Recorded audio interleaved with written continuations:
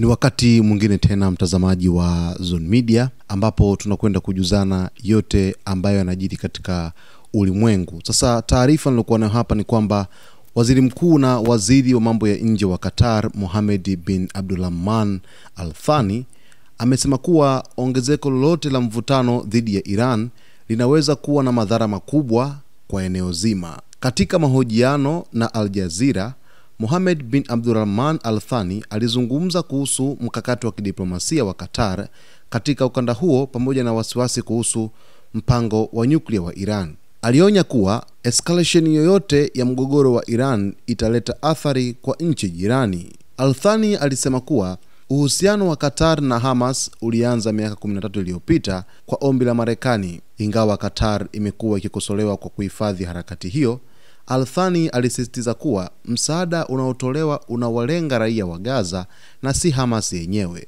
Aliongeza kuwa madai ya Qatar kutoa msaada wa kifedha kwa Hamas hayana misingi. Kwa mujibu wake, ushiriki wa Qatar umesaidia kupatikana kwa sitisho la mapigano na kuachiliwa kwa wafungwa, akisisitiza kuwa amani ya kudumu katika ukanda inahitaji ushirikiano wa pande zote. Al Thani alibainisha kuwa Qatar imekuwa ikikumbana mara kwa mara na kampeni za upotoshaji zenye lengo la kuchafua jina lake, lakini bado inaendelea kujitolea kutatua migogoro kwa njia ya diplomasia. Aliongeza kuwa ingawa Qatar inaunga mkono wananchi wa Palestina, haitoi misaada ya fedha kwa ajili ya kujenga upya yale yaliyoharibiwa na wengine. Alisisitiza kuwa wakazi wa Gaza hawataki kuondoka katika ardhi yao na kwamba ukiukwaji wowote wa makubaliano unaweza kusababisha kurejea kwa mapigano. Kuhusu masuala mapana ya kikanda, Al Thani alisema kuwa juhudi za diplomasia za kutatua swala la nyuklia la Iran hazijafanikiwa vya kutosha. Alionya kuwa mgogoro wowote unaomhusisha Irani utakuwa na madhara makubwa kwa nchi jirani. Pia alieleza matumaini kwamba juhudi za Marekani zinaweza kusaidia kumaliza mgogoro kati ya Urusi na Ukraini, aliyouelezea kuwa una madhara makubwa kwa Ulaya. Hii taarifa ya Waziri Mkuu na Waziri wa Mambo ya Nje wa Qatar, Mohammed bin Abdulrahman Al Thani, inaonyesha kwa kina msimamo wa Qatar katika siasa za kikanda na kimataifa, hasa katika mazingira yenye mvutano mkubwa Mashariki ya Kati. Kwanza, onyo lake kuhusu hatari ya kuongezeka kwa mvutano kati ya Irani na mataifa mengine linaakisi hofu halisi ya nchi ndogo za Ghuba zinazopakana au kuwa karibu na Iran. Qatar inaelewa vizuri kuwa Irani si tu nguvu ya kijeshi, bali pia ina ushawishi mkubwa wa kisiasa, kiusalama na kiuchumi katika eneo hilo. Hivyo, mgogoro wowote mkubwa dhidi ya Iran hautabaki kuwa wa pande mbili, bali utasambaa haraka na kuathiri usalama, biashara, nishati na utulivu wa nchi jirani ikiwemo Ghuba ya Uajemi.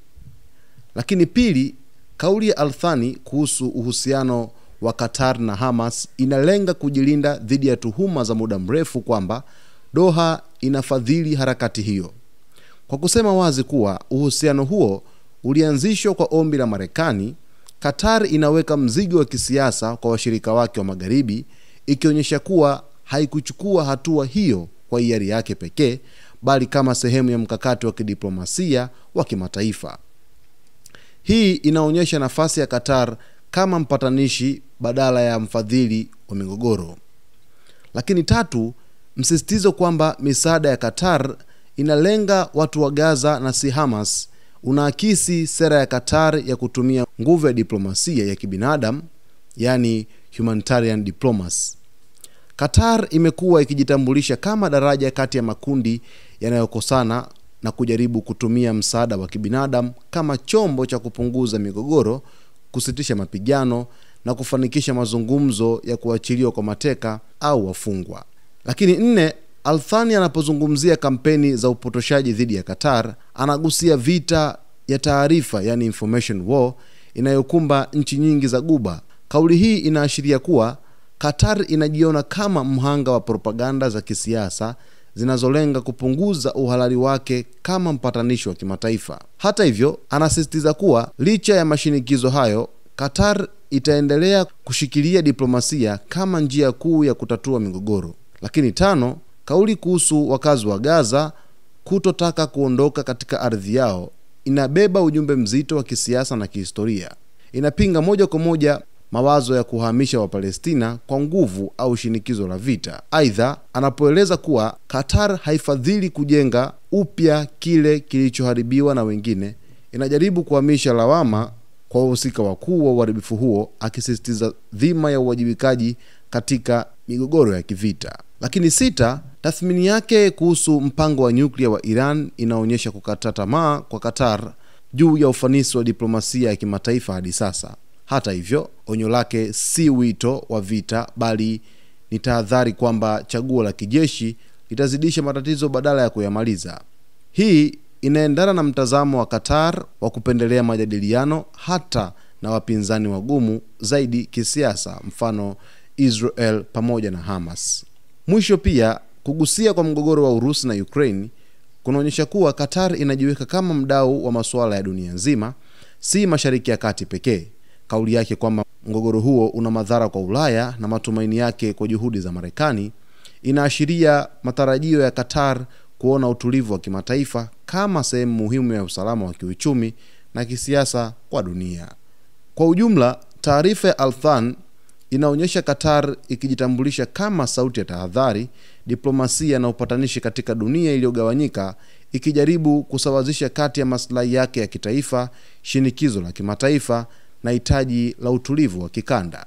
Taarifa ambayo waziri mkuu na waziri wa mambo ya nje wa Qatar Mohammed bin Abdulrahman Al-Thani inaeleza kwamba ongezeko la mvutano wowote ule dhidi ya Iran, ongezeko hilo linaweza kuwa na madhara makubwa katika eneo zima. Hapa alichomaanisha kwa ujumla tu, labda kwa kifupi, ni kwamba mtazamaji, kutokana na maandalizi mazito ya taifa la Iran dhidi ya uchokozi wowote ambao utaweza kujitokeza katika siku za usoni, basi madhara huenda yakawa makubwa zaidi kwa sababu ya kauli za viongozi wa Iran, lakini maandalizi ya jeshi la mapinduzi ya Kiislamu yani IRGC, lakini vile vile hata na dhamira ya viongozi wa kijeshi dhidi ya uchokozi ambao unaweza kujitokeza wakati wote, na kwamba kama vita vitaweza kuanzishwa upya katika Mashariki ya Kati, basi huenda kukawa kuna madhara makubwa sana, kwa sababu ya kile ambacho kinaonekana kwamba ni hali ya hatari ambayo Qatar ameitangaza hapa, kwamba hata Israel isijaribu kuanzisha vurugu zozote dhidi ya taifa la Iran. Lakini vile vile ametoa alert kwamba hata mataifa mengine ya Kiarabu katika ukanda wa Mashariki ya Kati hayatakiwi kuwa na uthubutu wa kuanzisha vuguvugu lolote dhidi ya taifa la Iran, kwa sababu ni taifa ambalo limejipanga na linaweza kuifanya vita hiyo kuwa mbaya na kuleta madhara makubwa na kadhia kubwa hata katika maeneo mengine, si tu Mashariki ya Kati, lakini kupanuka hata Ulaya, lakini mataifa mengine yaliyoko katika bara la Afrika kuweza pia kupata shida, kwa sababu hata pia katika eneo la kiuchumi litaathirika kwa mafuta kutofika katika bara la Afrika kufuatia vita ambavyo labda vikianzishwa vinaweza kuleta madhara makubwa. Sasa basi, haya ni maono ya mbali ya kiongozi huyu ambaye ni waziri mkuu pamoja na waziri wa mambo ya nje wa Qatar Mohammed bin Abdulrahman Al-Thani, ambapo ameeleza wazi kwamba mvutano dhidi ya Irani unaweza kuwa na madhara makubwa kwa eneo zima. Sasa mtazamaji wetu, kuna mengi sana utakwenda kuyafahamu leo hii. Cha msingi tu usiache kusubscribe channel yetu, kulike, kucomment pamoja na kushare.